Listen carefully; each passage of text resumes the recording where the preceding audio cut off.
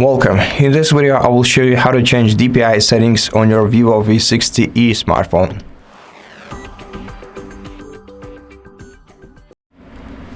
To do that, you have to open settings, then scroll down or swipe down to the display and brightness menu and open it.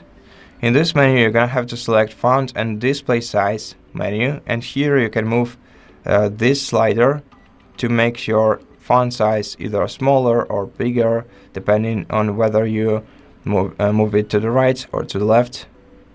And using this slider you can change the display size in the very same way. You can choose between small, the standard, large, or the largest one. To apply changes, just leave this menu, and additionally you can make the text bolder by switching this toggle to the right. Besides, you can also adjust your device's font style by going to font style menu. By default you only have 2 fonts to choose from, but if you want to use a different font, select more fonts and select a font from the official VIVO store.